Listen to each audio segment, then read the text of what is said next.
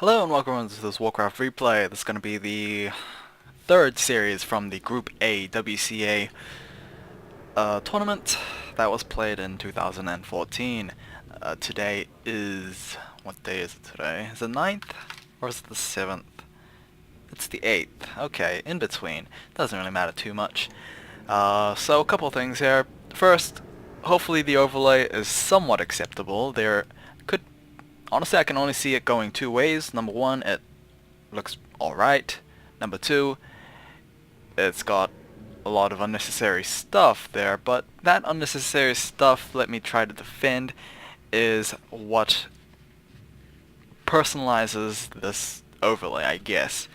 I mean, it looked rather so bland compared, like the last one actually. The last one, despite it not fitting the Warcraft theme, I felt it still looked rather bland. So, yeah, honestly, I actually like this overlay despite its many problems. But either way, that's that done, and yeah, I'm not gonna make another one.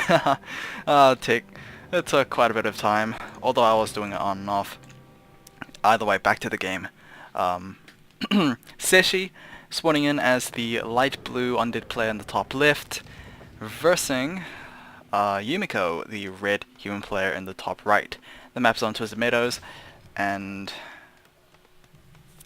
yeah, that's that. Again, the method of choosing these best of two series is by rolling a dice, and honestly, it's alright. And there we go. Okay, mounting first for Yumiko. I'm imagining it's gonna be the same standard stuff as Cechi, which it will be. Death Knight first. Tomb of Relics is done. No graveyard, so I'm guessing that is going to be mass ghoul opening, as the ghoul number 4 is actually being trained up here. So, yeah, mass ghoul opening for Cechi. It could mean a lot of things. It could mean very aggressive stuff from Cechi here. It could maybe go for, I don't know actually. Maybe a delayed tier 2. Since, why would you actually go mass ghouls if you're not gonna go tier 2 early? Anyway, Death Knight maybe... honestly, if you're gonna go mass ghoul opening, then you would take Unholy Aura first, but Cechi, I'm gonna guess he hasn't placed an ability point just yet. So, yeah, there's that. Honestly, it's also a way of like not showing your opponent what you're gonna go for, what kind of cards you have in your hand. So yeah, there's that. There's the big blue blob actually moving out, and we have a lot of ghouls moving out. We have about 6. Meanwhile, Yumiko only has about 3 footmen out. Number 4 is actually popped out right now, so maybe 4 footmen are enough to fight 6 ghouls. Although with the Death Knight out, maybe that might be different. I don't know. Either way, Mountain King first. It might do very well against this sort of play here, since Mountain King actually does very well against, in terms of picking off targets, and well, I guess I don't think the Archmage brings that much burst into it, so I guess that's why the Mountain King's better in my opinion. The only problem the Mountain King poses is the lack of anti-air, because I remember 2013, somewhere around there, that Lucifer did this kind of thing and transitioned into Gargoyles, and honestly I wouldn't be surprised if Cechi did that too. Graveyard and tier 2 is underway. We actually have a footman taken out, and the experience was given to Cechi's Death Knight, so very lucky on his part. Yumiko has yet to go expand, so might indicate he wants to go, has yet to go tech. That's what I was supposed to mean. So it's going to indicate him wanting to go expand. Very ballsy move, honestly, especially against mass ghouls, since that's rather aggressive playstyle, and like there's almost no way Cechi's gonna let this gold mine get cleared out without him having something to do about it. So let's see what will happen. As I was saying, Cechi looking to hopefully get some opportunities here. I don't know what he could do. I mean, he might still have his point available. He might actually put it into Death Coil, which he actually does, and we'll be able to creepjack one of the Ogre Warriors. Gonna summon yet another set of skeletons, and we hear a lot of peasants actually being taken down. Thunderclap actually being used to take down the Ogre Magi before the Death Coil was able to land, so there's that kill secure right there for Yumiko. Level 2 unfortunately given to Cechi as well, so he's able to have both his Unholy Aura and his Death Coil. Although the Mountain King is very close to level 3 himself, so might be able to get that level 2 Stormbolt, which could potentially be like devastating. Anyway, I guess the problem I see here for Yumiko is, like I said, the lack of anti-air, and especially since like Yumiko's gone no tier 2 just yet, he's gonna have to rely on his guard towers, and double crypt, it is going to be double gargoyles, so there's that anti-air problem that I was actually talking about, so I'm very lucky on that. Guess. Level 3 actually being gained. Gloves of Haste has been sold. Maybe you're gonna purchase TP Staff and Boots. If Yumiko actually remembers, he does have Pen of Energy, so he does have a boatload of energy back in his disposable. TP Staff actually being picked up here, but the gargoyles have been spotted, so that might be a bit of a problem. We do have 2 guard towers, however, for Yumiko, so that might be enough to push away this initial gargoyle front. But you know, double pumping out gargoyles, that's a lot of gargoyles to eventually come out, and I would imagine those gargoyles swarming the towers unless, you know, more towers are put in. So there's that problem there. Cechi not going for any upgrades whatsoever. Might need to place down another Ziggurat. He's gonna get supply blocked a little bit if he doesn't fix that. Either way, I don't know how Yumiko could handle this. I think he might have to forever be in the defensive side until he manages to get his tier 2 army out. Invisibility Potion was used on the Mountain King, and he's actually broken the stealth to pick off a couple of ghouls with the wonderful Stormbolt. There we go. But he needs to be careful himself, because those gargoyles still hit quite a bit, especially this masked up as well.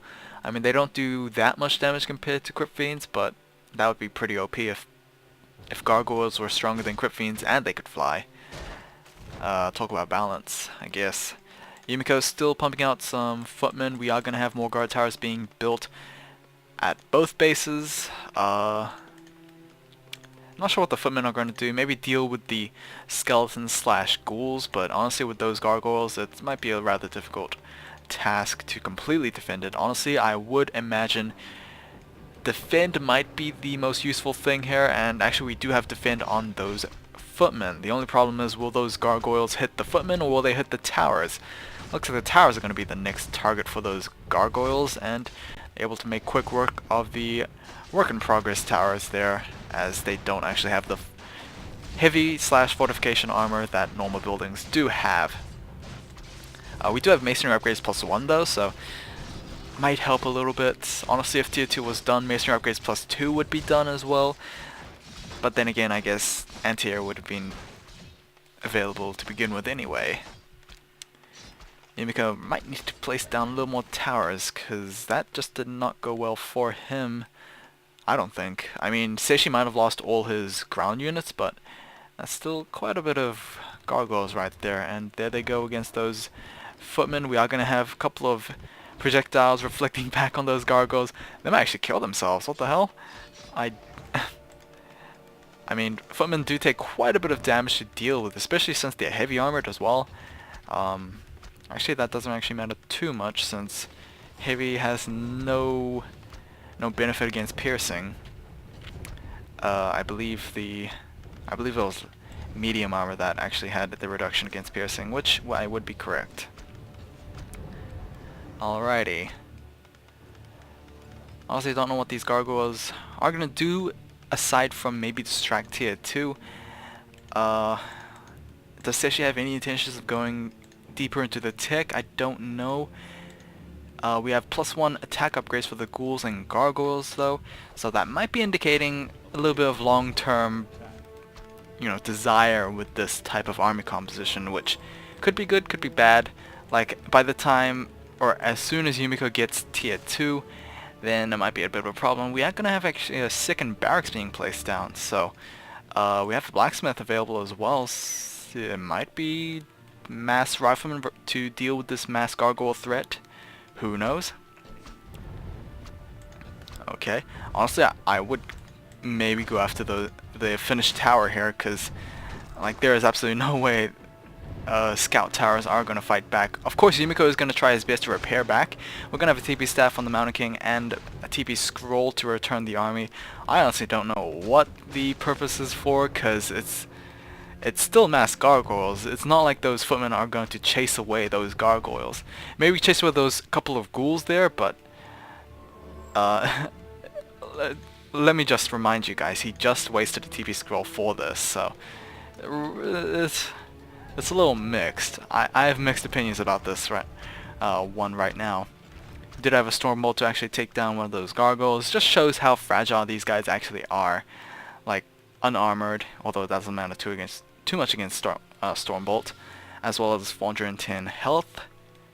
Yeah.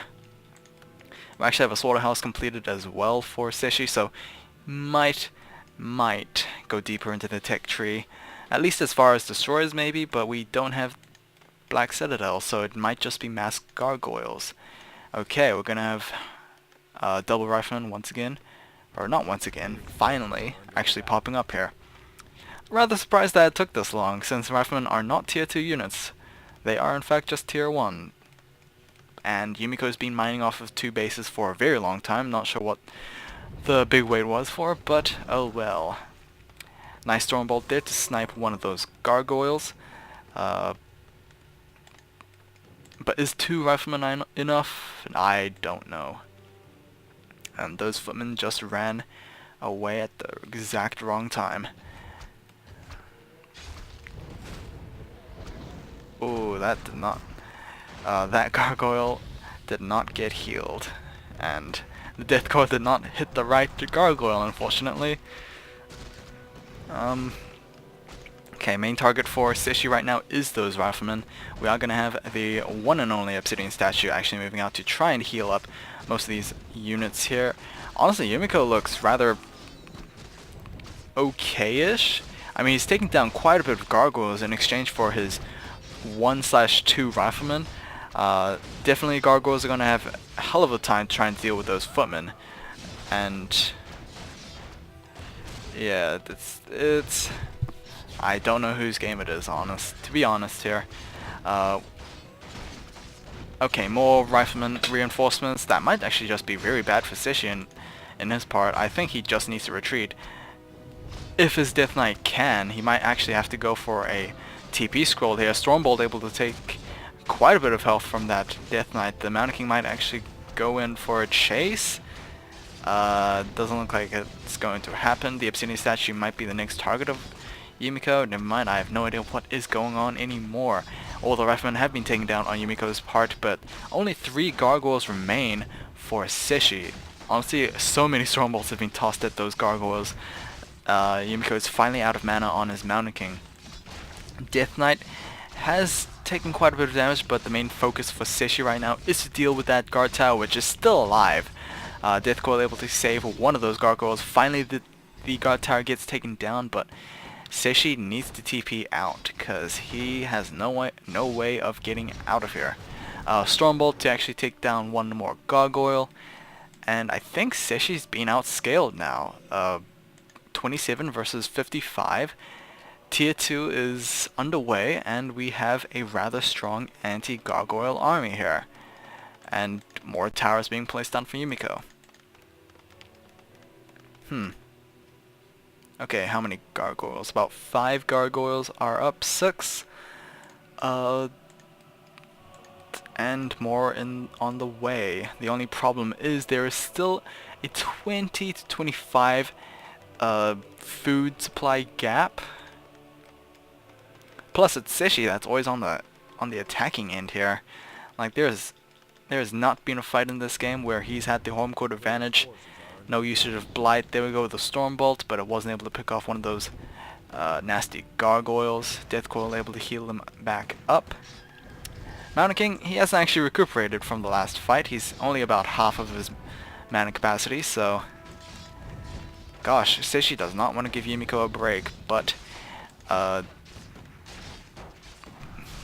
yeah, we do hear a couple of Gargoyles being taken out here.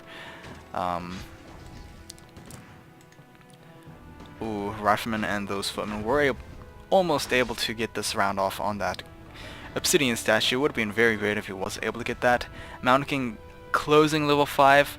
I mean, if the Mountain King was able to get himself level 5, I think that might just be the game here. Because level 3 Stormbolt is just absolutely insane to deal with. And for good reason, that is the max level 4 ability. Main base, is Cechi going to try his luck on the main base, I wonder. Honestly, there's maybe a little more guard towers established here than they expand. GG, well played from Cechi, actually. Actually, no, we have 3 guard towers here. Yeah, Cechi just got outscaled. He ran out of time. So, that is going to be game 1 of this best of 2. Hopefully you guys have enjoyed this, and to be honest, like, non-standard play from both players, and I do appreciate that. Although, I guess you can see why most players tend to go for the norms, like the very norms, the standard of norms, because that just works more reliably. Anyway, hopefully you guys have enjoyed this, and I'll see you guys in game 2.